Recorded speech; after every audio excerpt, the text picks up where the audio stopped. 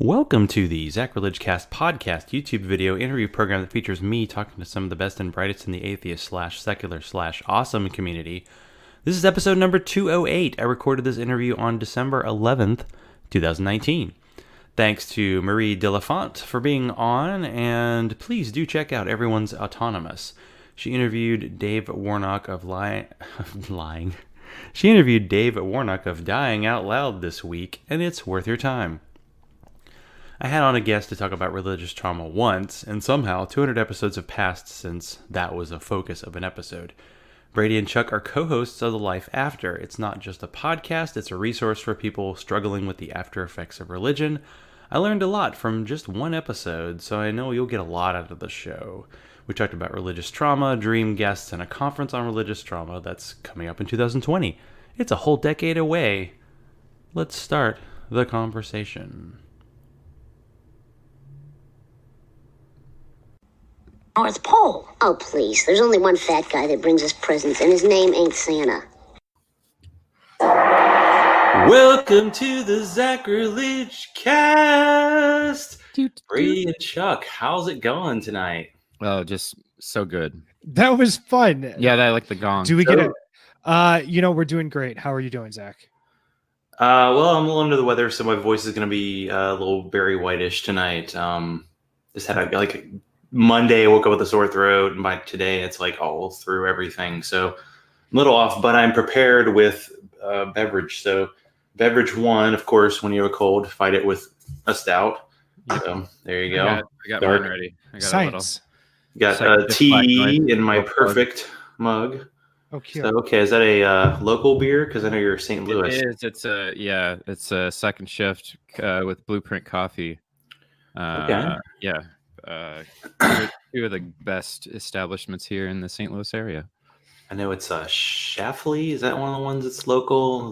That's one I know offhand, but it seems like you go to a local beer meetup and people know 50 breweries in every city. I'm like, how do you do it? But and then of course Dayquil in case. It all goes to heck because we can curse if you want to here. But we'll start with some out of context quotes, and then we'll get to get to your show. And then we can determine which one of you want to claim the quotes. Yep. As we go. I like it. Did I touch my nipples? That was me. That was definitely Chuck. That was me. What was That's the just context a Chuck of that? thing to say. Are we supposed to say what the context was? If you want, yeah. I mean, I was talking about, what was I talking about? Like masturbation or something? And I was not. I think I was scratching my chest. And Brady was like, "Quit rubbing your nipples," and I was like, "I'm not." But our podcast is even video, so if Brady hadn't said that, nobody would have known anyway. We're a very serious podcast. I can tell. I was not touching my nipples. Okay. Jesus. Anyway. Okay, well, it's clear America's ready to move on. So the next one is he won't sign my papers. Referring to That one. divorcing God. Was that me or you? I think that was you. You want to divorce my... I'm not totally sure. I don't remember saying that, and that sounds like a joke you would make. It does sound like a joke that I would make. It All was right, I'll claim probably- that yeah. one. Yeah, God wouldn't He sign wouldn't my sign my papers. papers. There was an Yeah. episode of Shameless that I just saw where they were trying to serve papers, and how Shameless is, where it goes way over the top. And Yeah. it was so good. You had to see it. Great And story. the last one is he's touching me with his trunk. That That was is me. Chuck. Yeah, that's in the in that's our in the- ad for the group. Facebook group. our private Facebook group where people People deconstruct with friends. with friends. Yeah, it's touching. Yep. Well, the show is the Life After, and I did extensive research on the show, which means I listened to your latest episode. Yeah. Very cool. So how did the two of you meet, and how did you decide to get started in a podcast? Because that's a bit of a undertaking, I would say. Why don't you take the first part of the question? I'll take the second. So Brady and I were friends. So I was in a band in college. This band had 9 members, I think, at its peak, but people like to say that it was 20 because it was just as a joke. But we just had a huge band, and the two creative forces were friends with Brady from the church that he was like in high school. I was one of their youth pastors. Yeah, you were one of their youth pastors, which is weird because you were the same age as them. And yeah, pretty much. Yeah, and Brady hung out with the band, so we were friends then. At that time, we were both Christians, and we used to argue about Calvinism a lot. Like I was real Armenian, and he was real Calvinist, so we would just like get into it about. We would mostly just make fun of each other for believing the quote unquote wrong thing or whatever. Yeah, right. It's always interesting with with atheists, we argue all the damn time. Right. But it seems like Christians don't, but they must in the background. Well, Christians doesn't get into like mainstream, like what are the differences between, because you were talking about like, Mennonites and all these different sects, and I haven't talked about close to that many of them, and people don't even realize like all these Christians do not really believe the same thing. But not at all. There are literally thousands of denominations. Yeah. I mean, they can get together for like a few political things, but I think somebody said like 30 to 40,000 different. Yeah, it's insane. I mean, I look at it as like really quick. I look at them kind of like a species where you discover it, and you're like, okay, now how did you become what you are? And you can kind of like look through the history of what was important to the decision makers and see like how that like belief system has evolved over time. And I think after a while, enough people saw how diverse that is, and they're like, oh, this isn't even the same animal anymore. Why are we? It's really just because you can sort of make the Bible say whatever you want, and so people run with it in all different directions and fit it into whatever their environment's going to say. But you knew each other as believers, but obviously you failed to believe. Right. So you sucked at being Christians. But what was like I don't know if we want to do like the individual deconversion stories, but maybe did you help each other on that journey, or did you just at a certain point say, I don't believe, me neither? Like you finally came to an agreement on your Calvinist argument from years ago. Yeah, we actually fell out of touch for a while. Like our friend groups just all kind of went separate ways, but then we kind of just kept a little bit on touch online on Facebook. And I saw that, a couple of the guests that we had in the season one, like Jimmy Lee Finch and Priska, were friends of mine who had started to who were walking away from the faith too. And so when I was walking away, I contacted all of them and said, hey, I have an idea of like a podcast. Would you guys want to be guests on it? And so they all responded back, yes. And Chuck was like, yeah, I'll do that. Plus I've got the equipment. And he was my first guest, and it just made sense for him to become my co-host. So we recorded as like co-host together our first episode, and we've just kind of been producing ever since then. So we weren't even like super close friends. It was just kind of like a thing where creatively we were on the same page, and then we've kind of like, I think we're closer friends now than we ever were. Oh, for sure. Definitely. Yeah. When the band broke up, we pretty much like went our separate ways for probably 5 to 7 years. Yeah. And we all got married and we all got divorced. Yep. And here we are. And then Brady turned gay at some point. I came out as gay, turned gay. Turned gay. They got me. Yeah. No, what was it? What was that? Like kids show? They had the gay Teletubby. Does that who turned you? Yeah. Purple one. What it was. Yeah. Tinky Winky of Teletubby fame. Yeah. Well, after all that controversy was going on with Jerry Falwell, because he's the one who he started all that shit. He actually came into the church that I went to, like in my hometown. Yeah. When that was going on. Jerry Falwell. The reason that your life is miserable right now. And he had like bodyguards and shit with him. I believe it. Yeah, of course. Yeah, he needs bodyguards because he fucked with the Teletubbies, man. Because he fucked with the Teletubbies were just like up in the rafters with sniper rifles. Toddlers, they're just like, pissed. God damn it, he's got cover. And toddlers know how to take orders when it's repeated to them over and over. They're ready to fight. That's right. So yeah, that's the story of us. When did you get started with the show? This would have been March or April 2017, I think. Yeah, so we're coming up on 3 years. Yeah, you're like kind of veterans there. You've been there for a while, and you do this weird thing called seasons. I feel like I'm still in season 1. Like I've taken probably a few weeks off at a certain point. I should just say, yeah, season break. Yeah. But no, I don't do that because I don't know why, but I think that's probably a smart move. We didn't really know when we were going to stop. And at some point I was like, Brady, I'm really tired. Can we take a break? I'm a nerd. And so we ended season 1. I think if it was up to Brady, I think we'd just go indefinitely. Yeah. But I need a few months break every now and then.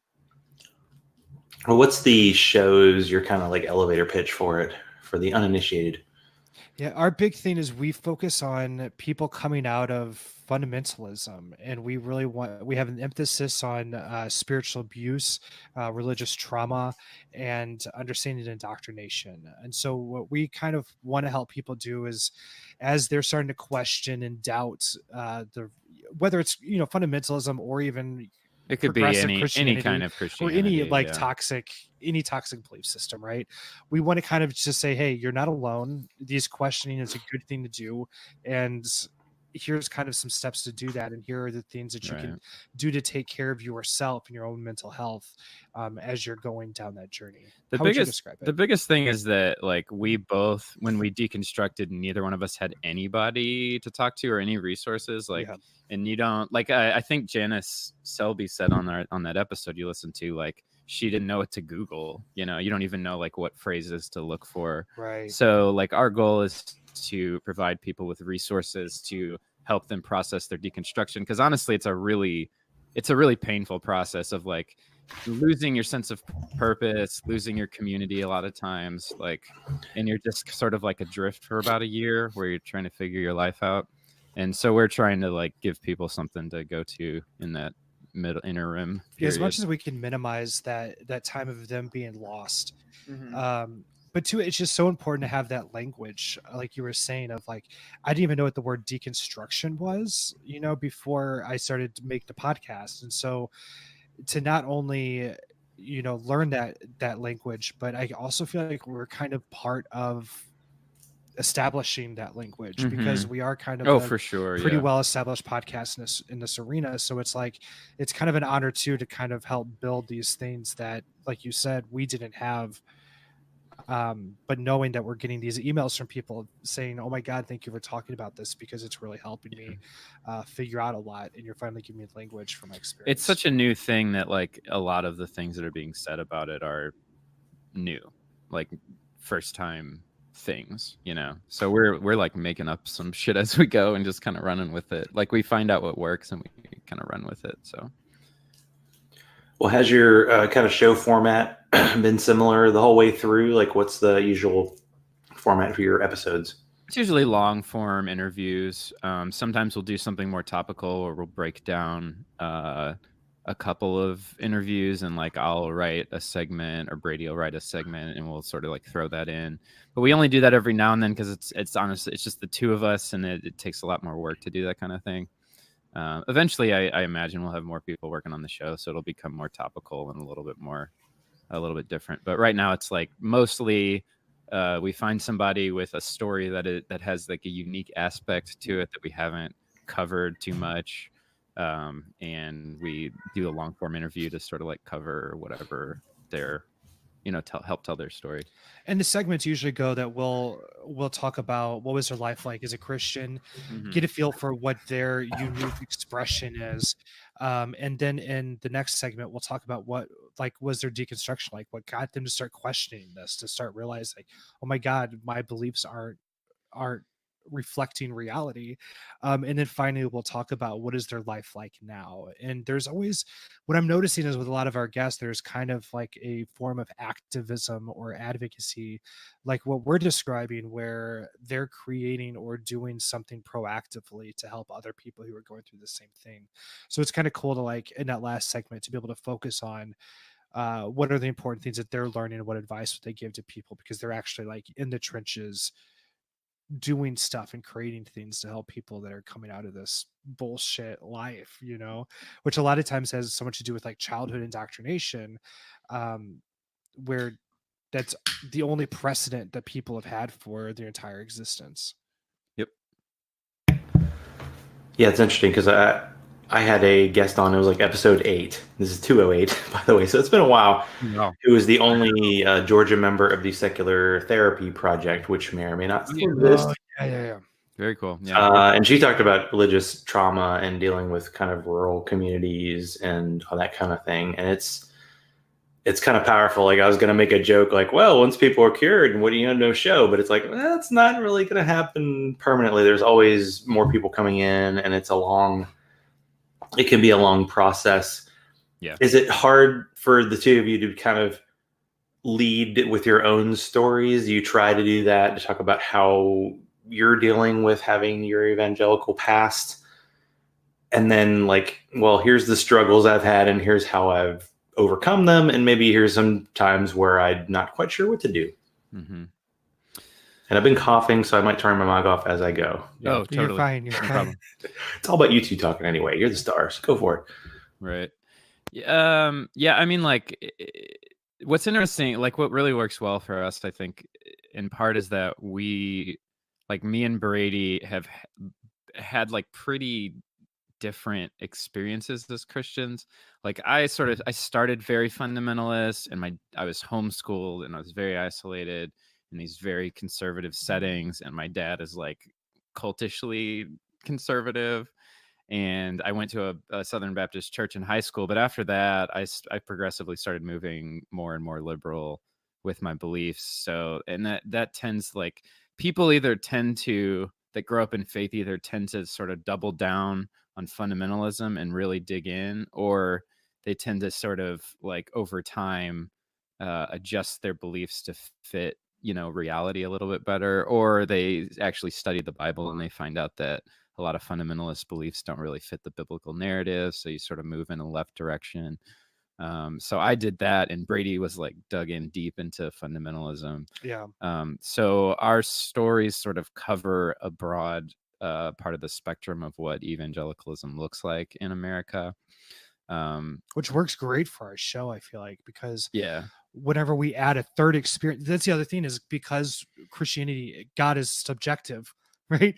He's not self-evident. You're not gonna be able to show he's not real. Yeah. So everything is subjective. So every experience is subjective.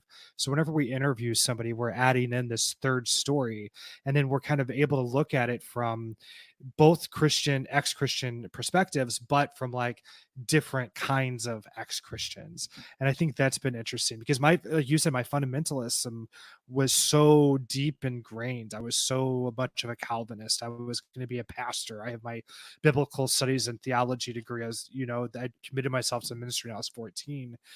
That was such an important thing to me. But yeah, we took everything so literal that it's almost like we're approaching it from two different religions. It feels in some ways, but I mean, there's still a ton of overlap, because so there's still like from the same a lot of things like sexual repression are pretty universal, purity culture, indoctrination, like, and like things like self-deprecating like thought patterns, like, I am not worthy, that shit, that kind of bullshit. So yeah, I mean, like, it's definitely like our personal experience. I would say, like, we kind of try to keep it out of the format of the show and the interviews to a degree. Like, we'll interject every now and then, but it's not really. We try not to make it about our experience. We try to mediate the story that our guest has and sort of make that relevant to our audience. But like, for another example though, like this last episode that we just released today, we had a Chuck is a person of color, and so he was able to relate with her in that case. Not as white as I look. And she is a parent and I'm a parent, and so we were able to talk about what has been our life like, leaving religion, and how has it affected our parenting. And so we're able to kind of like use our stories to connect with people in a different way. But on top of that, like, I don't know, it's just so ingrained into who I am that my weird story is going to have to come out one way or another. Right. Yeah. I mean, I think in a lot of ways, like, we finished Brady more than me, but like both sort of not completed, but like got a lot further in our process of processing our own religious trauma by doing the show. So in that way, our stories have kind of played in a lot. That's a good point. Yeah. Well, the interview 101 question would be, what's your favorite guest? But it's almost like asking your favorite child. So I'll ask it in a different way. Like, do you prefer to have, of course, since you have different experiences, this doesn't necessarily count, but it's like, does it help when you try to interview somebody who's had a similar experience to you, or do you want to almost try to find somebody, even if it is Christianity, who's had a very different experience than you? Even someone of a different gender obviously is going to have a different experience than the two of you had getting out of religion. That's a really good question. I feel like that answer is probably different for me and Brady individually, but like for me, I love guests that teach me things. Like probably some of my favorite guests have been Marlene Weinell, who wrote Leaving the Fold, coined the phrase religious trauma syndrome, which is like what our whole show is built on. Rick Allen Ross is one of my favorite guests. He's so like good. Like cult expert. Yeah, kind of like almost celebrity cult expert. Like he's been on TV for a bunch of different reasons, and he's like he's just like a badass, really thoughtful dude that taught us all kinds of. I mean, we learned so much in that interview about how cults work and like what makes a cult and things like that.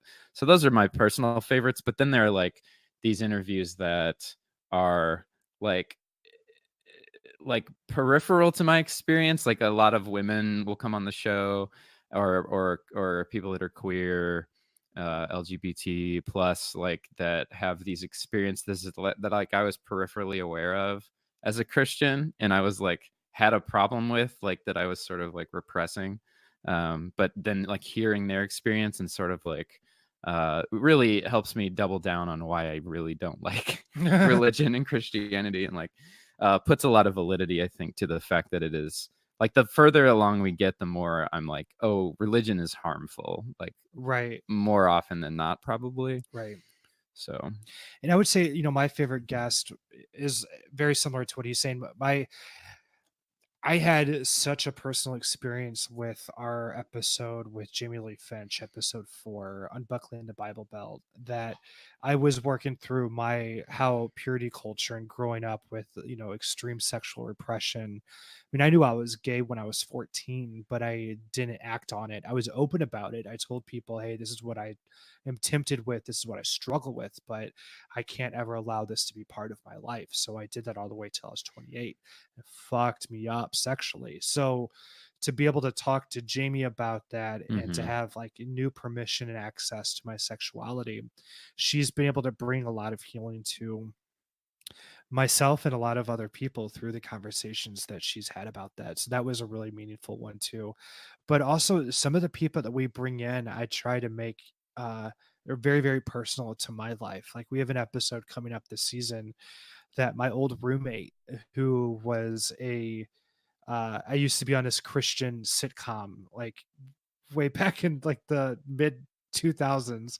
It was horrible, no budget, just a whole bunch of like people in their young 20s and a video camera. We got distribution somehow. It's called Completing Caden. If anybody wants to look it up, it's incredible. Horrible. It's hilarious. So a friend of mine, he was one of my co-stars on that.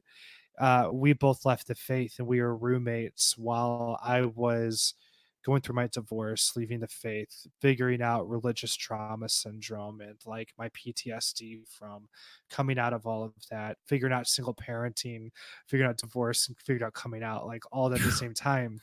And so I get to interview my old roommate and friends from that era in my room. And it was just me, him, and like my laptop and 2 microphones. And to be able to have such like an intimate conversation of such a meaningful time in my life, that's been a cool experience too, to kind of be able to memorialize and to kind of create to create something to remember this weird ass chapter.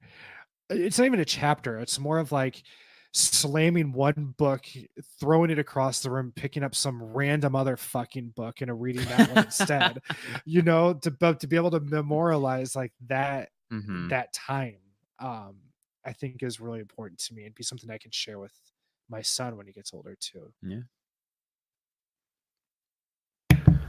Yeah, and on the last episode, there was a discussion of like divorcing God. So you were like divorcing God, divorcing your wife, and then like kind of divorcing your sexuality at the same trio. Yeah, and I was disfellowshipped from my church, which means I had a complete shunning from that like entire denomination. I even tried to go to other churches and they were like warned about me. So it was even like a cutting off from like that sort of community completely and from my career because I was going to be a minister. So it was like a lot of shit. You were fine. And my best friend died. His best friend just died. And my best friend just died at that time too. So it was like out everything of nowhere all at once. Yeah. So that's legitimate trauma. You got me topped on that one. That's something else. Yeah, Brady's. Do you have like for the future of the show? You've already have you planned out your next season? You know, like potential guests. Do you have any like dream guests? People you really want to get on the show? I have some dream guests. We definitely have dream guests. Pete Holmes. Pete Holmes would be great. I would kill to have Megan Phelps Roper. Definitely Maria Bamford. Yeah. I asked her once. Did you? She gave like the best. Did she respond? She declined in the best way. And people retweeted her decline and said, "This is the best decline ever." Because she was so gracious about it. Yeah, I didn't know about this. She said, you know how she's with her mental health and everything. And so she's like, yeah, I'm going to be pressed on time. And I just don't know if it'd be the best, but I really appreciate what y'all are doing. Do something like that. Oh, cool. And it was just really gracious. And that's awesome. Maria Bamford, I would jizz my pants. Maybe someday. You would jizz your pants. I would jizz my pants. All right. I love her so much. She's got a new special coming out soon. Brady's gay, just... So yeah, so I'm allowed to say shit like that. Speaking of being gay, of course. If I said that, it'd be way weirder. another like gay person I would like to have is Kim Joel Booster, or is it Joel Kim Booster? Joel Kim Booster. He's a Asian comedian who came from like weird fundamentalism. Okay. And he's gay. He actually wrote a pilot, and it was gonna be a sitcom about somebody with like who was adopted because he was adopted into a really religious family, and he was gay and like came out of repressed. Now he's a stand-up comedian, so it was going to be kind of about his story, but it didn't get picked up. But oh my god, I would have killed to watch that show. As far as the next season goes, I think I'm always trying to figure out ways to improve the show and like move it forward a little bit. So I'm thinking probably a little bit more segments that are like really carefully planned. You nail those. Yeah, I'm the plan guy. I like to like write stuff and like read it and like arrange the episode in a way that like really drives home a specific point. So, but that all comes down to like us having time to do it. I finally got diagnosed with ADHD, so way to go. I'm on Adderall now, so I get shit done a lot faster. Yeah, so the editing and the writing is a lot more productive now. So I'm thinking season 3 we're gonna just bump it up a little bit. And we've also talked about maybe getting some more writing projects or whatever too, just to kind of help with people doing in the same subject. Yeah. So that's kind of on our horizon too, and we just want to branch out. We want to make as much easier for this great English, Brady. We want to make it easier for as many people as we can to just leave. For sure. Yeah. And another thing is like we've been quote unquote blessed with a good diverse set of guests, but like we really haven't nailed certain church experiences yet. Like the Black church experience is a whole different thing, and we've like touched on it, but we haven't really dove into like the nuances of it. So I really want to do that, and just like any like there's a big like Korean church population in the United States that we just haven't tapped at all, and those more like nuanced experiences I think is something I'd like to get into. Anyway. Okay. It could be your denomination of the week or something. Yeah, right. Yeah. Yeah. If we did that, we could go for 10,000 years, I think. If we did a definitely. Leah Remini. Leah Remini. Oh, I would kill to have Leah Remini. Another one. Yeah. Nice. Awesome. Yeah, I have such a crush on her. Her book was so good too. Oh my god. So can you talk about the conference on religious trauma? Oh yeah. That is coming up in, what is it, November next year? April. Is it that soon? You are so shitty with time. Oh yeah, no, I have no concept of what's happening more than a month in advance. Okay, Dr. Manhattan. Yeah, that's me. Oh no, I think he's better at planning than me. I've watched more episodes than you. Don't try to. Fair enough. But it's coming up in April. It's headed up by or is she a doctor? No, just Janice Shelby. No, Janice Shelby. She's a psychologist. There we go. Yeah. And she teamed up with Marlene Wynell. Recovering from Religion. Yeah, Recovering from Religion. And so it's gonna be a really cool, like, I'm calling it the Woodstock of religious trauma. Yeah.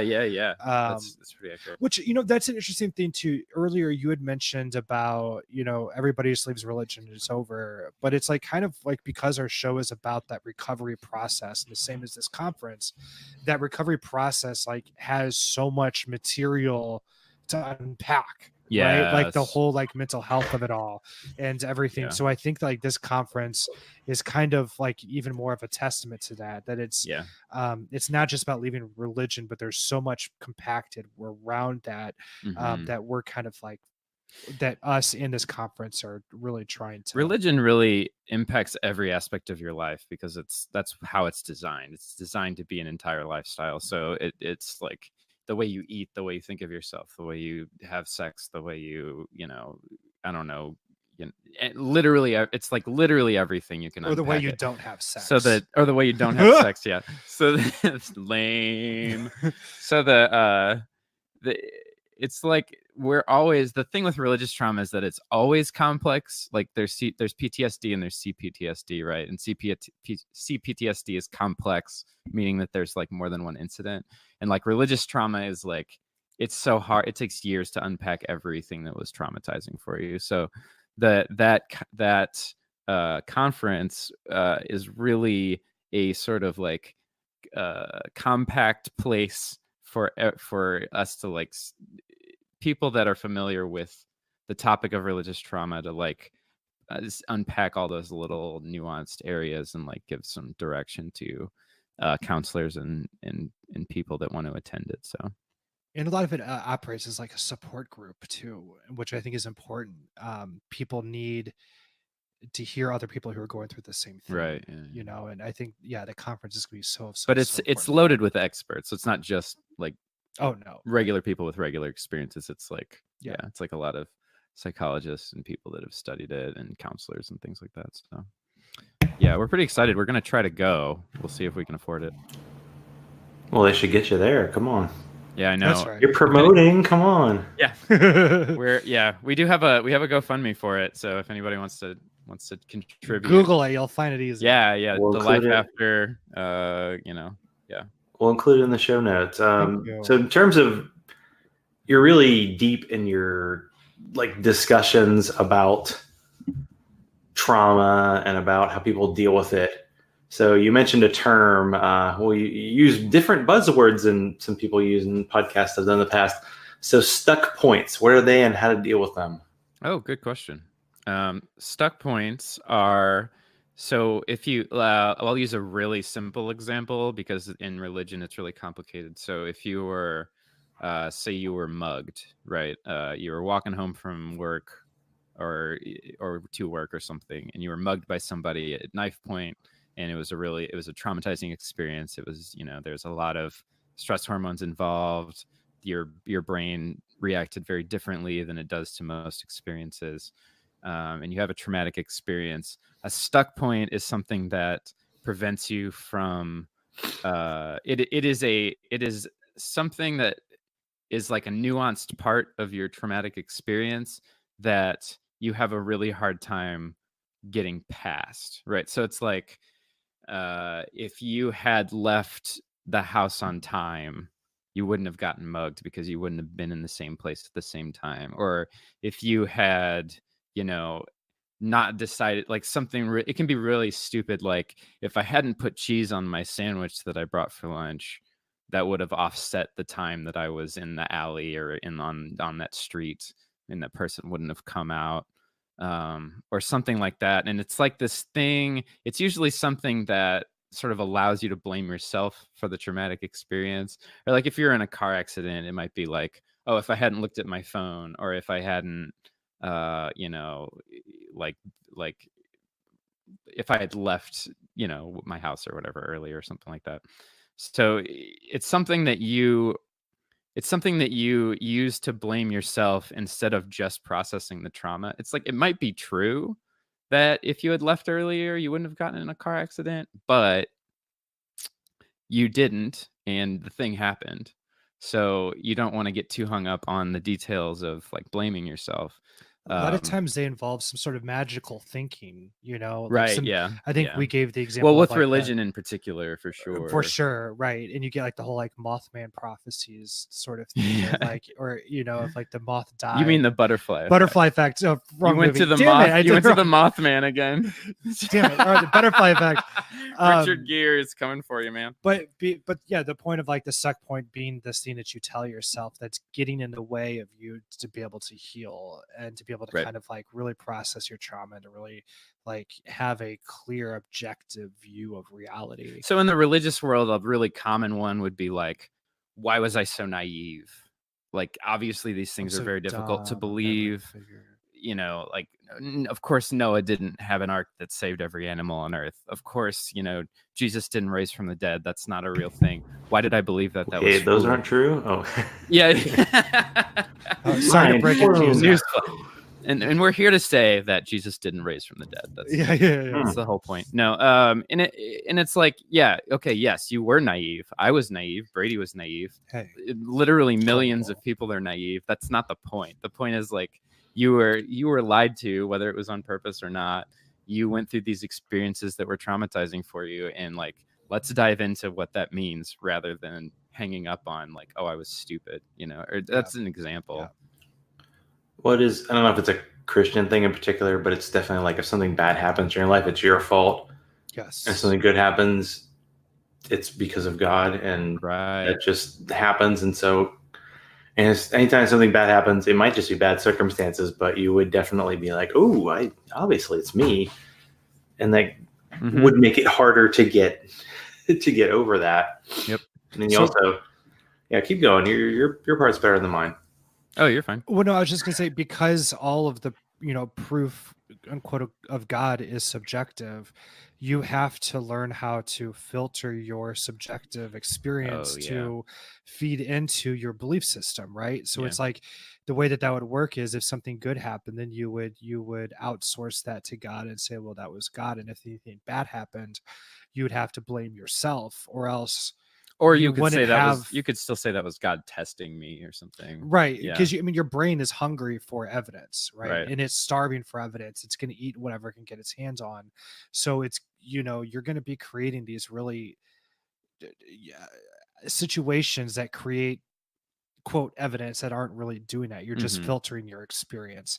So I think that even gets into hyperdrive when it comes to Christianity, the blaming yourself part, because that's kind of like what you're being conditioned to have as your auto response to those sort of situations. So it even bypasses a layer of your consciousness, like a layer of awareness, that I think is really even more damaging and dangerous. In Christianity, like, everything that is bad in the world is technically humanity's fault, right? Whether it's like hurricanes or mosquitoes or war or bombs or murder or whatever.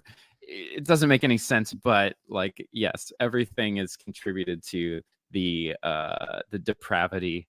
If you're Brady, total depravity. That's a tenet, one of the tenets of Calvinism.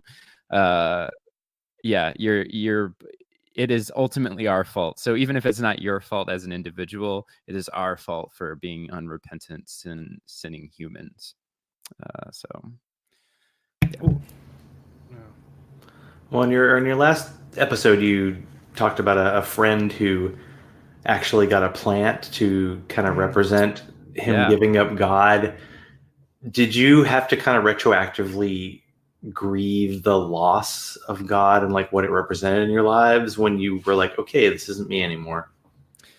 Yes, absolutely, 100%. Like, and part of the reason that we have this show is like to encourage people not to have to do that retroactively, but to just jump in, to grieving.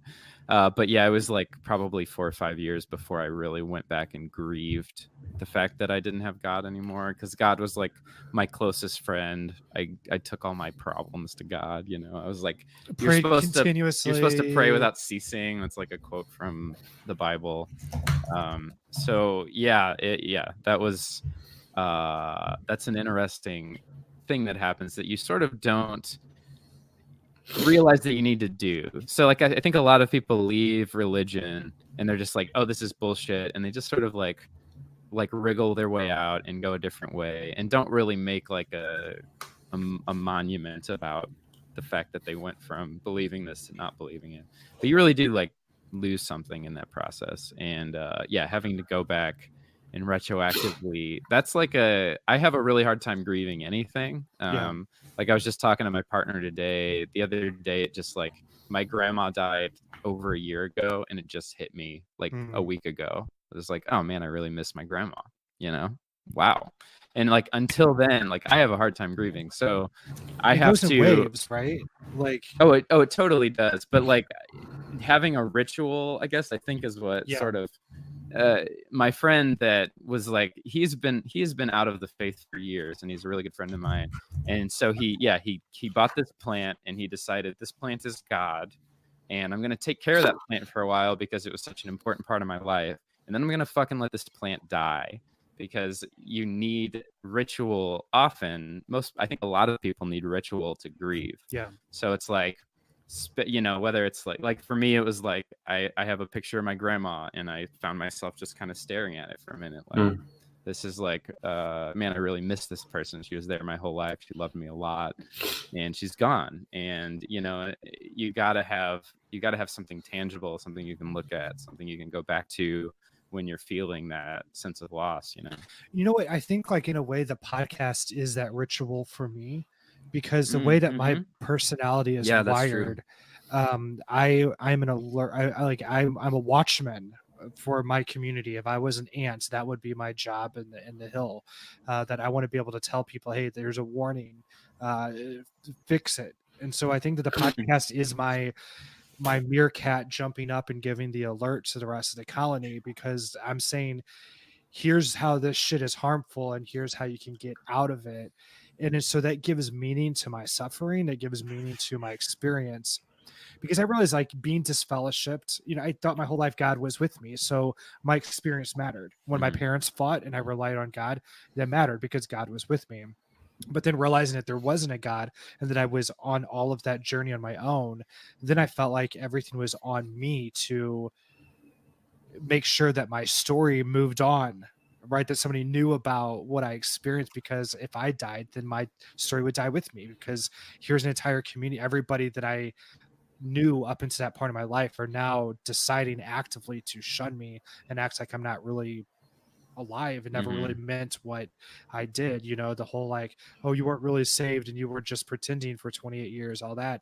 So I felt like this heavy like history of my life on my shoulder, and be able to talk about that and ritually like find other people with similar experiences, and then to line them up with mine and be like, hey, look, I'm not the only one, and to be able to show that to even more and more and more people, and then to kind of like help a movement with that, I think has been a way that has brought a lot of meaning ritually to my life, into my experience, because it's not only healing me, but it's healing others. And then I feel like creating healing is like the biggest fuck you to an oppressor. And I look at this faith as a oppressing force. So me bringing healing to people is my ultimate middle finger, right? Yeah. Tight.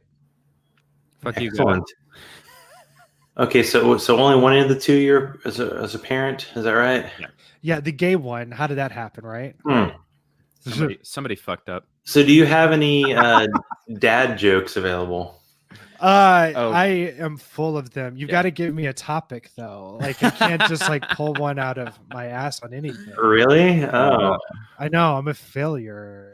What if I said I'm hungry? oh, I'm Brady. That bullshit. That's like first level. That's like no, yeah, that's basic level bullshit, right? Brady's on those complex puns. Yeah, I went like deep complex. Like I went commentary on modern event, like current events. I have complex pun traumatic stress disorder. That was hard to say. Yeah, pun traumatic stress disorder. God, Jesus, you got dad jokes. I got the dad joke. I got the dad joke in today. I'm mad. You're mad. I'm mad. He's mad. I'm mad. I'll deal with it. Well, I'm sorry to make you feel that way. Okay. Unfortunately, this cold thing is terrible, and I feel like we're gonna have to call this the 101, and we'll have to do a 201 down the road to get the deeper information on the show. Yeah. But before we call it a night, is there anything that we didn't talk about that you want to hit before we get into the promotion side? Ooh, that's a good question. I think talking about it, can I talk about childhood indoctrination while you do that? Yeah, please. I'm very passionate about like focusing on childhood indoctrination. I'm an atheist, and so being part of like atheist. You are? It's over. You're out. Okay. No, but like one thing I've noticed is like because I try to be active online as much as I can, I notice like a big rift between atheists who have experienced indoctrination and were part of like the faith, and then atheists who were not and it was never part of their experience. And so I guess what I want to be able to do is to help explain to atheists what it was like to be indoctrinated, so that there might be a little bit more understanding when it comes to online conversations and online attitudes when it comes towards people who are part of fundamentalism, because like childhood indoctrination, we always give that analogy about the frog in the kettle, that if you're in the kettle for long enough and it keeps on turning up the heat, you don't notice it. But there was a whole generation of us that were tadpoles that were born inside of a pot. Yeah. That was the only thing that we experienced, that the only precedent that we had of modern era was by reading this ancient book, because our parents weren't around and didn't give a shit, or we were going to church on Sunday and that was the only time that somebody was really giving us attention or spending time with us. So I came from a divorced home. It was a bad divorce. My dad was a deacon. He cheated. It was a lot of manipulation, lying. So I threw myself into the faith, which made me even more indoctrinated, which made my exit even more difficult and even harder, which probably even required more trauma to happen to me before I would leave, right? Like if I didn't have that weird series of unfortunate events, I may still be Pastor fucking Brady at some church, like preaching the word. And so I just want to encourage like atheists, look up and understand childhood indoctrination, understand how it isn't just a lack of information, but it is a cutting off of your antenna. It is a cutting off of your senses that you would be using to gather new information. And those are things that I think we really need to be empathetic and understanding to. One of the biggest things we've learned is that there is a huge gap between people that chose religion, like Christianity in particular, as adults, and people that were born into it. Like and it's not just the fact that it's like it is a huge gap, right? It's like we believed it way more than our parents did. Like for me and Brady both, it's like we believed it way more. We know the Bible way better. We like took our entire lives were built with this trajectory of like being the best Christians we could. So the directions of our lives are different. Like, I mean, like my dad drives a luxury car and is a Christian. And I don't know how you can read the New Testament and think that and justify owning a luxury car. You know what I mean? And so it's like we had this totally different experience. Oh boy. There you go. That is definitely not a luxury car. That was good. There's your dad joke. One Accord. The only other thing I was thinking is that like you asked us about next season, and I think one thing I want to do a lot more of next season is I like to use the Bible to help people not believe the Bible. Yeah, I like to use the Bible to help people not believe the Bible, because the book doesn't make any sense. And if you break it down from an academic perspective, it really helps it it's really obvious that it doesn't make sense. So it helps people. Like there was an episode, I think 2 or 3 episodes ago, I did this long intro about the biblical view of hell. And it's like a lot of people grew up believing that the Bible teaches that there is eternal conscious torment when you die. But if you actually read the Bible really doesn't know what the fuck it believes about hell or heaven for that matter. So like you don't have to worry about it because even the Bible itself. I mean, hell is like more of a Jesus New Testament thing, right? Where like it's basically Jewish version of hell is just like you're just kind of lost. Yeah. Right. It's not. I mean, the Jewish people were like, we didn't come up with this shit, and then it was good old Jesus that people think is this amazing guy who was like, no, the Old Testament is great, and there's this hell thing, but also hell, exactly. But also, that should be a T-shirt. But also, hell has almost no reference to the afterlife at all. There are like 1 or 2 passages that reference an afterlife, and then Christianity is like all about that afterlife. So it's shit like that. I really want to dive into and like help people sort of break free. Because hell is one of those shitty things because it is so traumatizing. The belief itself can be traumatizing. It's traumatizing, if you take it seriously. So it's like one of those things that even after people leave, they have this thing where they struggle with fear of it because it's made to keep them inside. It's made to keep them in. And so they have to like, how do I exist with that fear and disbelief at the same time? And then what you're saying and what you're showing is that sometimes the best way to reconcile those is to run right at the source's beliefs and then take a big shit on it. Yep. And then light it on fire and walk we know away. the Bible better than, but between me and Brady, we know the Bible better than most Christians. Most people that call themselves both of Christians. us individually, I feel like do too. Oh, for sure. Yeah, definitely. And so like I feel like we're in a unique position to sort of jump in and say like, okay, but this is what it really says. Like what your pastor was just regurgitating with it. You're master of both worlds. Master of my domain. I mean, to put it in like hero's journey terms, like we are the master. Depends on who your guest is, apparently, but no, we won't go there. So, there's a callback. Yep. So where can people find your show? And here you have this super, maybe not too super secret Facebook group as well. Yeah. So our show, we're on every single podcast app. I mean, if you're a millennial or anybody alive in 2019 and you'd be told to find a podcast, then you're doing something wrong. It's probably true. It's called The Life After. So if you search that on pretty much anywhere that you listen to podcasts, we should be the first thing that comes up. Throw the word podcast in there too, and just to make it like the Life After podcast, I put that in our title to make it easier. I think even on some like streaming things, like on your Alexa, you can even say, Alexa, play the Life After podcast. Oh hell yeah!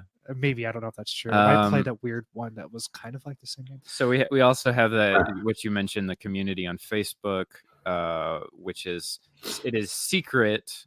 No, it's private. It's a private group, which is technical Facebook language, but basically it means that you can search it and find it, but nobody can see what is inside, or who is inside. And in order to get in the group, you have to answer a few questions. You have to answer some questions, and our admins do some research to verify that you are not like a Christian posing as somebody that's trying to infiltrate the group, which is not something that we've had happen.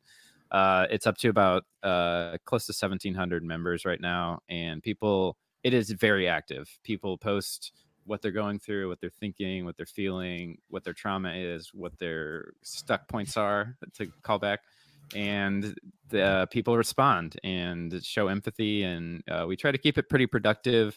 We really don't like it to be like a place where people just complain about Christianity. We like it to be a place where people actually make progress in processing their trauma and make progress in processing their psychological issues that they're dealing with.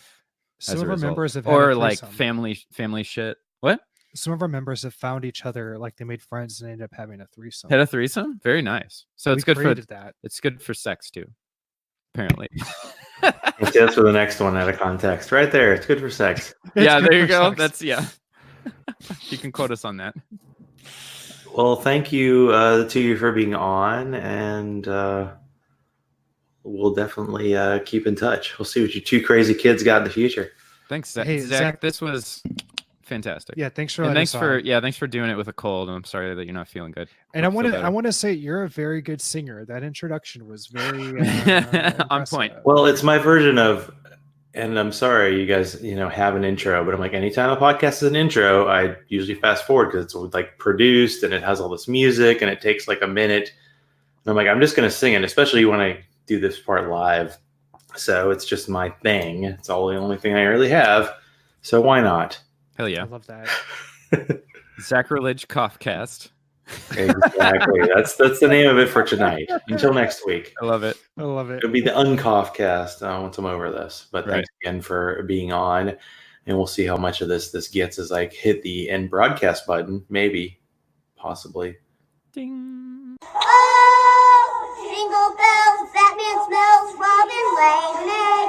The Batmobile broke its wheel, the Joker got away. Jingle bells, jingle.